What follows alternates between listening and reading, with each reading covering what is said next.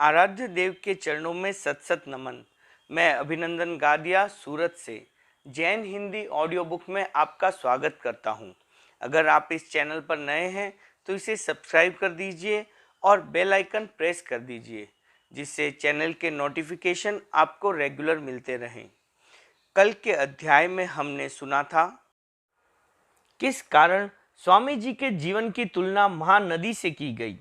स्वामी जी के जीवन का बाह्य संघर्ष, किस तरह रघुनाथ जी ने स्वामी जी के संग को तूतड़ों की तरह बिखेर देने की योजना बनाई।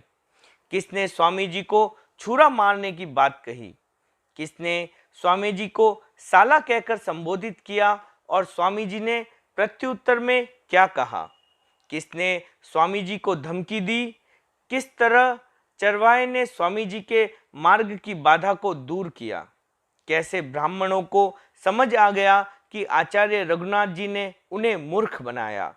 मुनि दुर्गा दास जी का प्रसंग, अंडो जी के साथ घटित घटना का प्रसंग, स्वामी जी के जीवन के आंतरिक संघर्ष, किसने भारमल जी के युवाचार्य होने पर विरोध किया और क्यों, किन संतों ने स्वामी जी को संघ से पृथक होने की धमकी दी, किन संतों को संघ से निष्कासित कर वापस संघ में ले लिया और फिर वापस निष्कासित कर दिया।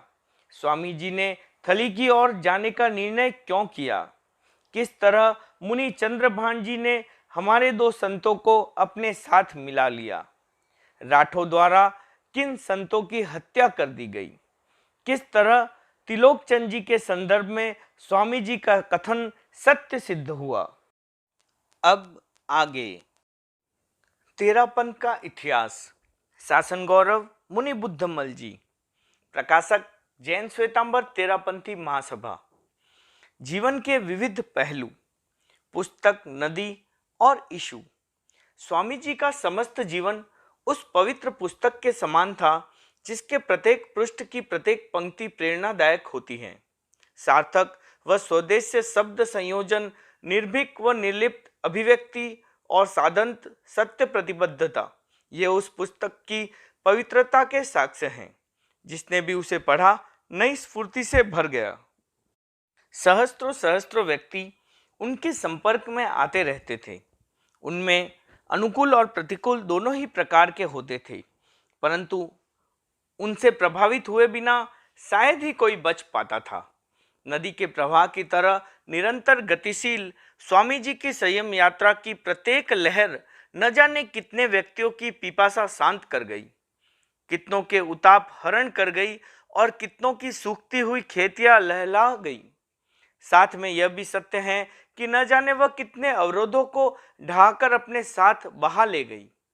जन कल्याण के उद्देश्य से किया गया स्वामी जी का जन संपर्क रत्नत्रयी की वृद्धि करने में अत्यंत सफल रहा। संपर्क विषयक विचित्र घटनाएं यीशु के छोटे छोटे पोरों की तरह अत्यंत सरस और सुमधुर तो है ही, मानसिक और आध्यात्मिक दृष्टि से बलदायक भी हैं। घटनाओं के माध्यम से स्वामी जी का जीवन पट घटनाओं के ही ताने बाने से बुना हुआ था। इसलिए कहा जा सकता है कि उन्हें घटनाओं के माध्यम से जितनी सरलता से समझा जा सकता है, उतनी सरलता से अन्य किसी माध्यम से नहीं। प्रत्येक घटना उनके विविधांगी जीवन के किसी न किसी नए पहलू को अवगति प्रदान करती हैं। हीरे के पहलुओं के समान सभी घटनाओं को का अपना अपना पृथक सौंदर्य और पृथक कटाव छटाव है। फिर भी संपूर्ण जीवन सौंदर्य के साथ उनका अविकल सामंजस्य बना हुआ है। अपनी समग्रता में स्वामी जी का जीवन समुद्र के समान गहरा और विशाल था, इसीलिए दुर्वगाह भी था, परंतु घटना बिंदुओं की आंशिकता उसे हमारे लिए सहज अवगाह बना देती हैं। उनके घटना संकुल जीवन की समस्त घटनाओं का विवरण दे पाना तो अत्यंत प्रयास साध्य तथा अन्वेषण सापेक्ष है, परंतु यहाँ कुछ ऐसी प्रमुख घटनाओं का उल्लेख किया जा रहा है जिनसे उनके जीवन की विविधता को समझने में सहयोग प्राप्त हो सकता है। पहला, विरोध का सामना विनोद से। कीचड़ के ऊपर। स्वामी जी के समय में उनके अनुयायियों की संख्या से कहीं अधिक उनके द्वेषियों की संख्या थी। द्वेषी व्यक्तियों में रहकर भी अद्वेषी बने रहना साधारण कार्य नहीं है। कमल और सत्पुरुष ये दो ही ऐसे होते हैं जो अपने चारों ओर फैले कीचड़ से भी सार खींचते हैं और फिर उसे सुगंध में परिणित करके जगत को बांट देते हैं। इतने पर भी स्वयं उस कीचड़ में कभी लिप्त नहीं होते, सदा उससे ऊपर उठे रहते हैं। स्वामी जी वस्तुतः द्वेष वृत्ति से बहुत दूर रहने वाले महापुरुष थे। न उन्हें द्वेषी जनों के कर्ण कटु शब्द विचलित कर पाते थे और न ही अपने विरुद्ध में किए जाने वाले कार्य। द्वेष भरी बातों का उत्तर भी वे इस सहज भाव से देते थे कि पासा पलट जाता और कहने वाले को चुप हो जाने के अतिरिक्त अन्य कोई मार्ग नहीं मिल पाता। वे विरोधी परिस्थिति को अपने विनोद से पराजित कर देते थे और तुम्हारा मुंह देखने से। एक बार स्वामी जी विहार करते हुए देसूरी जा रहे थे। मार्ग में घाणेराव का एक भाई मिला। स्वामी जी को उसने वंदन किया, पर पीछे आशंका होने पर पूछा, आपका क्या नाम है?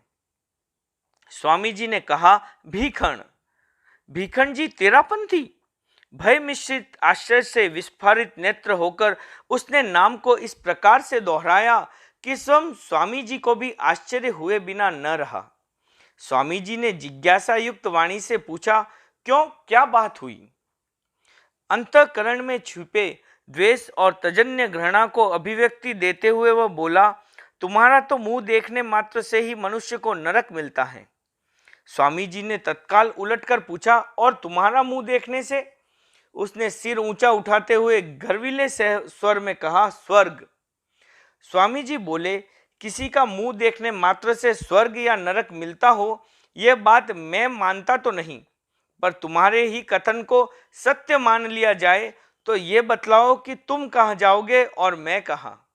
उस भाई के पास बोलने को कुछ भी अवशिष्ट नहीं था, क्योंकि उसने अपने आप की नरकगामिता और स्वामी जी की स्वर्गगामिता स्वयं ही सिद्ध कर दी थी। तुम विधवा कैसे हो गई? एक बार स्वामी जी पिपाड़ पधारे हुए थे। गोचरी के समय जब वे एक मोहल्ले में गए तो एक बहन ने उन्हें स्थानकवासी साधु समझकर कहा, तेरापंथी बनने वाले को अपने आप दंड मिल जाता है। हमारे मोहल्ले की अमुक स्त्री ने भीखन जी को गुरु धारणा किया था, अतः थोड़े ही दिनों में वह रांड हो गई। संयोगवश वह बहन स्वयं विधवा थी, अतः स्वामी जी ने स्मित मुख होकर कहा, बहन, तुम्हारी बातों से लगता है कि तुम भीखन जी की काफी निंदा करती हो, पर यह तो बतलाओ कि फिर भी तुम इस छोटी अवस्था में ही विधवा कैसे हो गई? पास में खड़ी अन्य बहनों ने बात के क्रम से भांप लिया कि ये स्वयं भीखन जी ही हैं। उन्होंने जब ये बात उस बहन को बतलाई तो वह इतनी लज्जित हुई कि खड़ी नहीं रह सकी और भाग कर घर में घुस गई। नृत्य को रोक क्यों रहे हो? पाली में स्वामी जी का चातुर्मास था। वहां बावेचा परिवार के मूर्ति पूजक भाई स्वामी जी के प्रति काफी द्वेष भाव रखते। पर्युषण पर्व में उन्होंने महोत्सव मनाते हुए इंद्रध्वज का जुलूस निकाला। स्वामी जी जिस स्थान पर विराजते थे उसके सामने से जुलूस लेकर वे आए और वहां काफी देर तक ठहर कर गाते बजाते तथा नाचते रहे। व्याख्यान में बाधा पहुंच रही थी, अतः कुछ समय प्रतीक्षा करने पर भी जब जुलूस आगे नहीं बढ़ा तो कुछ श्रावकों को क्रोध आ गया। वे उत्तेजित होकर जुलूस वालों को बुरा भला कहने लगे। स्वामी जी ने उन्हें टोकते हुए जुलूस वालों को सुनाकर कहा, ये लोग प्रतिमा को भगवान मानते हैं, अतः या तो भगवान के सामने नाचते गाते हैं या भगवान के साधुओं के सामने तुम भला क्रुद्ध होकर इन्हें रोक क्यों रहे हो? स्वामी जी के इस कथन से श्रावक तो वहां से हट ही गए, पर नाचने वाले भी अपने उद्देश्य से विपरीत प्रभाव हुआ देखकर आगे चलते बने। वे स्वामी जी को चिढ़ाना चाहते थे, पर स्वामी जी ने अपने व्यवहार से उनके मूल उद्देश्य को ही उलट दिया। पोता चेला। स्थानकवासी साधु टीकम जी के एक शिष्य मुनि कचरो जी सिरियारी में स्वामी जी के पास पहुंचे। स्वामी जी ने आने का कारण पूछा तो बोले, आपके विषय में बातें सुनते सुनते कान पक गए, अतः सोचा कि चलो देखे तो सही, आखिर भीखन जी ऐसी क्या बला हैं। स्वामी जी ने सस्मित कहा, लो देख लो, मैं ही हूं भीखन। देख लेने के पश्चात मुनि कचरोजी स्वामी जी से बात करने का लोभ भी संवृत नहीं कर सके, अतः बोले, कुछ चर्चा तो पूछिए। स्वामी जी, जब देखने के लिए ही आए हो तो तुमसे क्या चर्चा पूछे। कचरोजी, फिर भी कुछ तो पूछ ही ले। स्वामी जी ने उनका आग्रह देखकर पूछा, तीसरे महाव्रत के द्रव्य, क्षेत्र, काल और भाव और गुण क्या हैं। कचरोजी, यह सब तो मेरे पास पत्र में लिखा पड़ा है। स्वामी जी, पत्र फट जाए या गुम हो जाए तब क्या करोगे। कचरोजी को जब इसका कोई उत्तर नहीं सूझा तो बात को दूसरी ओर घुमाते हुए बोले, मेरे गुरुजी ने एक बार आपसे चर्चा पूछी थी, उसका उत्तर आपको भी नहीं आया था। स्वामी जी, क्या हर्ज है, वही चर्चा तुम फिर से पूछ लो, यदि उन्हें उत्तर दिया है तो तुम्हें भी दे देंगे। कचरोजी, आप तो मेरे दादा गुरु की अवस्था के हैं, अतः मैं आपका पोता चेला हुआ, आपको चर्चा में कैसे जीत सकता हूँ। स्वामी जी ने निरर्थक बातों में समय जाता देखकर एक ही बार में सारे प्रकरण को समाप्त करते हुए कहा, कम से कम मुझे तो ऐसा पोता चेला नहीं चाहिए। कचरोजी के सामने तब चुप होकर चले जाने के अतिरिक्त और कोई मार्ग नहीं रह गया। बुराई में भी भलाई की खोज। अवगुण लेखन। संसार में ऐसे व्यक्ति बहुत कम मिलेंगे जो अपने कानों से अपनी निंदा सुनकर भी उत्तेजित न हो। स्वामी जी में यह विशेषता इतनी उत्कृष्ट थी कि वे अपनी निंदा को हंसते हुए सुन ही नहीं लेते, अपितु अपने ही हाथों से उन बातों को लिख भी लेते थे। उनके हाथ से लिखे हुए अनेक पत्र आज भी सुरक्षित हैं, जिन पर उनके तथाकथित अवगुण लिखे गए हैं। उनके जीवन में ऐसे अवसर अनेक बार आए जब स्वयं उन्हीं के सामने तथा अगल बगल के स्थानों पर विरोधी लोग विरुद्ध प्रचार करते और वे चुपचाप सुनते रहते। स्वामी जी अपने विरोधियों द्वारा किए गए किसी भी कार्य को प्राय गुण रूप में लेने का ही प्रयास करते थे। कहा जा सकता है कि वे अनन्य रूप में गुणग्राही व्यक्ति थे। गुण को ग्रहण करना और मानना एक बात है, पर किसी के द्वारा प्रत्यक्ष रूप से निंदा किए जाने पर भी उसमें कहीं न कहीं गुण को खोज निकालने का प्रयास करना बिल्कुल दूसरी बात है। यह तो किसी महापुरुष का ही कार्य हो सकता है। स्वामी जी निसंदेह ऐसे ही व्यक्ति में से थे जो बुराई में भी भलाई खोज लेते हैं, अवगुण निकालने ही हैं। किसी ने आकर स्वामी जी को बतलाया कि अमुक स्थान पर लोग एकत्रित हो रहे हैं और वह अमुक व्यक्ति आपके अवगुण निकाल रहा है। स्वामी जी बोले, निकाल ही रहा है, डाल तो नहीं रहा है। यह तो बहुत अच्छी बात है, मुझे अवगुण निकालने ही हैं। कुछ मैं निकालूंगा, कुछ वह निकालेगा। चलो, इस प्रकार वे और भी शीघ्र निकल जाएंगे। समझ आने पर भक्ति भी करेगा। स्वामी जी के साथ चर्चा करते समय एक भाई बहुत कटु बोला करता था। इस पर किसी ने स्वामी जी से कहा, यह इतना उल्टा सीधा बोलता है तो फिर आप इससे चर्चा क्यों करते हो। स्वामी जी ने कहा, बालक जब तक नहीं समझता तब तक अपने पिता की मूछें पकड़ लेता है, पगड़ी पर भी हाथ मारता है, किंतु समझ आने पर वही सेवा भी करता है। यह आज कटु इसलिए बोलता है कि इसे अभी तक साधुओं की पूरी पहचान नहीं है, पर जब वैसी समझ आ जाएगी तब यह भक्ति भी करने लगेगा। ठोक बजाकर देखता है। एक बार चर्चा में पराजित होकर एक भाई ने आवेशवश स्वामी जी के सिर पर ठोला मारा और चल दिया। साधुओं को यह बहुत बुरा लगा। उन्होंने स्वामी जी से प्रार्थना की कि ऐसे अयोग्य व्यक्तियों से चर्चा करने में कोई लाभ नहीं है। स्वामी जी ने मुस्कुराते हुए कहा, जब कोई मनुष्य 2-4 पैसे मूल्य की मिट्टी की हंडिया खरीदता है तब पहले उसे ठोक बजाकर देख लेता है कि कहीं फूटी हुई तो नहीं है। यहाँ तो फिर जीवन भर के लिए गुरु धारणा करने की बात है।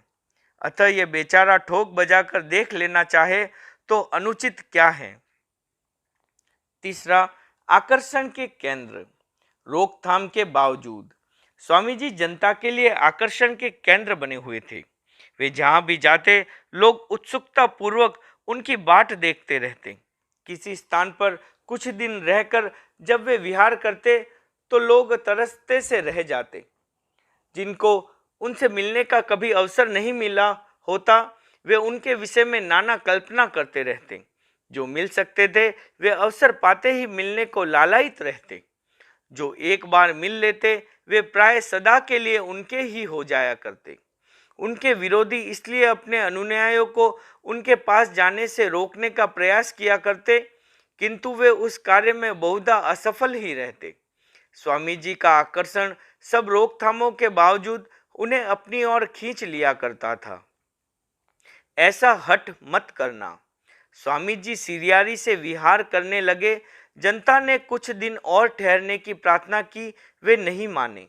प्रार्थना का रूप हठ में बदलने लगा, फिर भी नहीं माने तो श्यामजी भंडारी ने आगे बढ़कर अपनी पगड़ी स्वामी जी के पैरों में रख दी और कहा, कम से कम आज तो आपको विराजना ही पड़ेगा, इस पगड़ी की लाज रखनी ही होगी।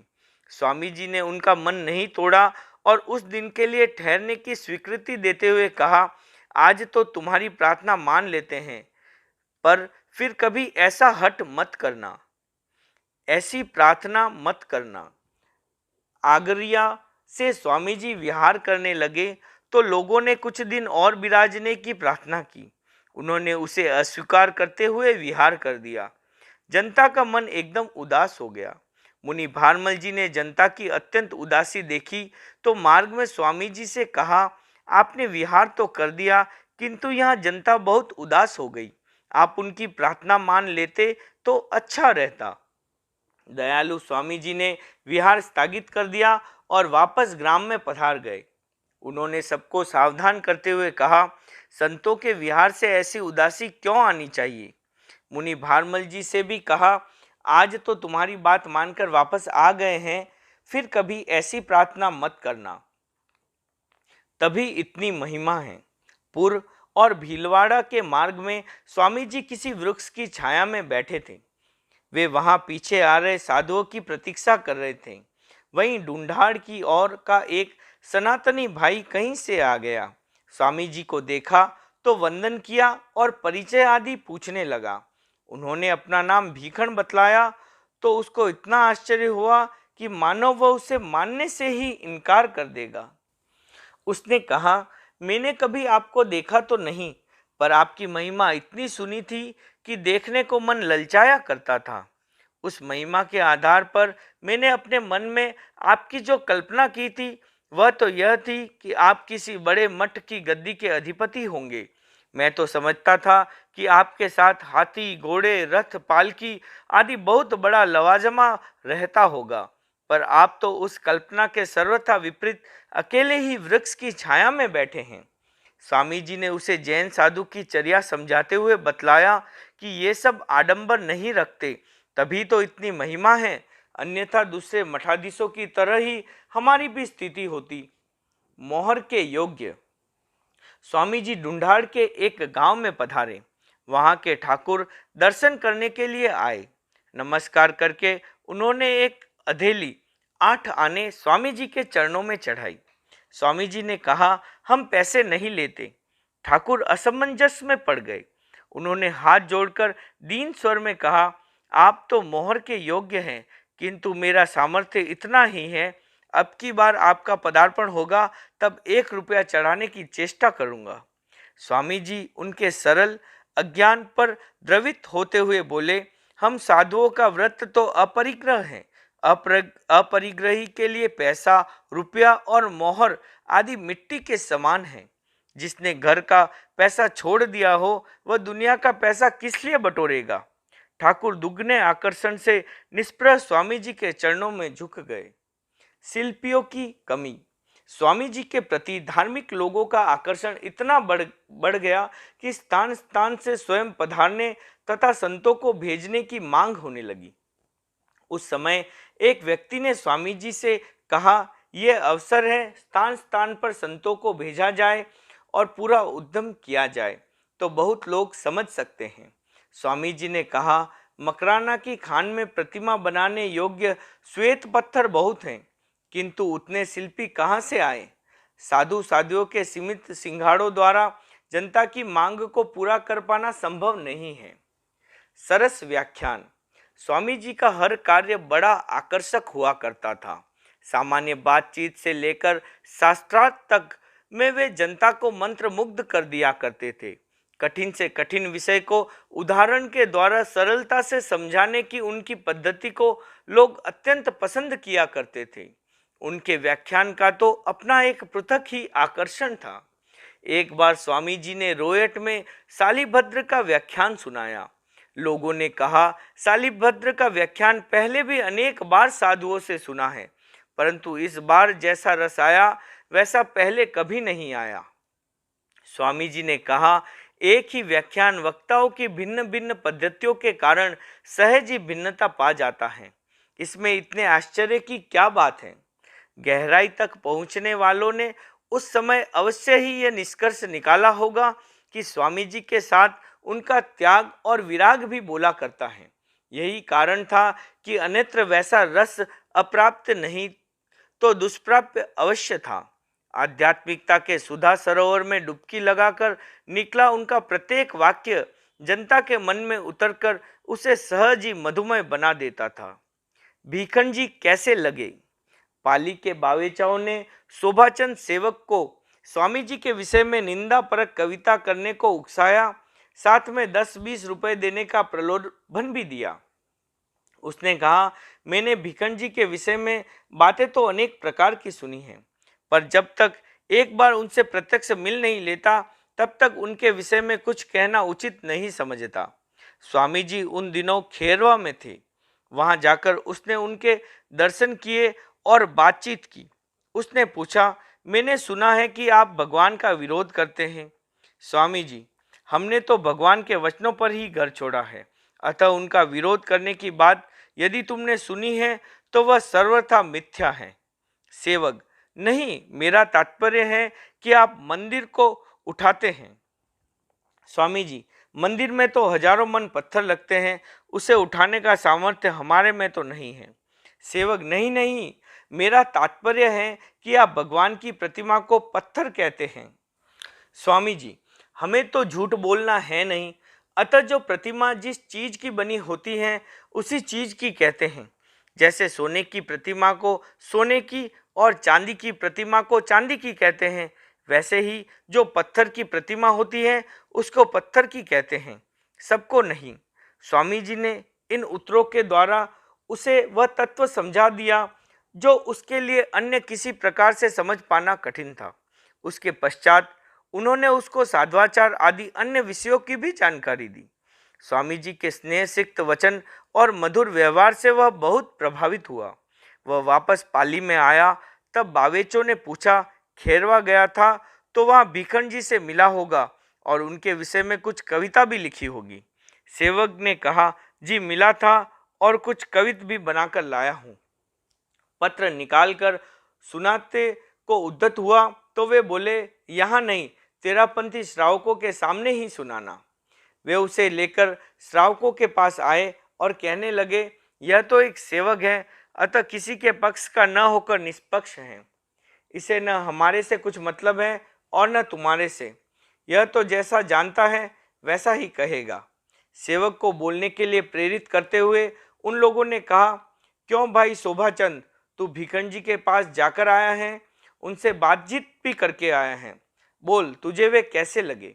सेवक ने अपना बचाव सा करते हुए कहा, रहने दीजिए, उनके विचार उनके पास हैं और आपके विचार आपके पास, मुझे क्यों बीच में डालते हैं, मैं उनके विषय में क्या बतलाऊंगा। आग्रह करते हुए वे बोले, हम कोई तुझे झूठ बोलने के लिए थोड़े ही कह रहे हैं, जैसा देखा अथवा जाना है वैसा ही कहना है, इसमें हानि भी क्या है। सेवक ने तब स्वामी जी के गुणानुवाद की कविताएं सुनाई और कहा, वे तो अपनी कथनी के समान ही करने वाले हैं, मैंने ऐसा संत पुरुष आज तक कहीं नहीं देखा। अपनी आशा के विपरीत जब स्वामी जी के गुणानुवाद की कविता सुनी तो विरोधी व्यक्ति जल भून कर रह गए। श्रावक वर्ग बड़ा प्रसन्न हुआ। उसने सेवक को पुरस्कार स्वरूप 20-25 रुपए दिए। कल के अध्याय में हम सुनेंगे, क्यों विरोधी लोग स्वामी जी से चर्चा करने में घबराते थे। डाकनियों का प्रसंग सुनाकर स्वामी जी ने क्या समझाया। मुनि गुमान जी को स्वामी जी से चर्चा में भय क्यों लगता था। गुलाब ऋषि ने गोगुंदा के श्रावकों को अकबरी मोहरे क्यों कहा?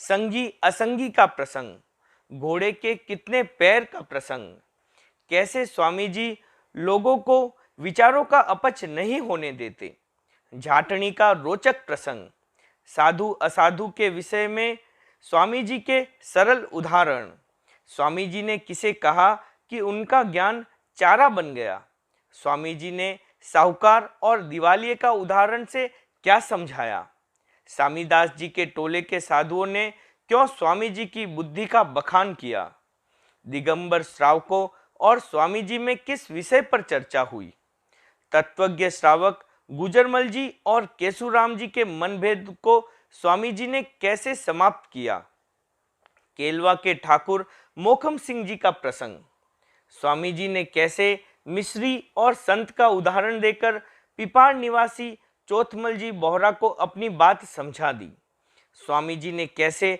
नदी और कलियों का उदाहरण देकर मूर्ति पूजक लोगों को अपनी बात समझा दी। दिवाला निकल गया हो फिर भी शाह को शाह ही कहते हैं, इस बात से स्वामी जी का क्या तात्पर्य था? ओम अरहम।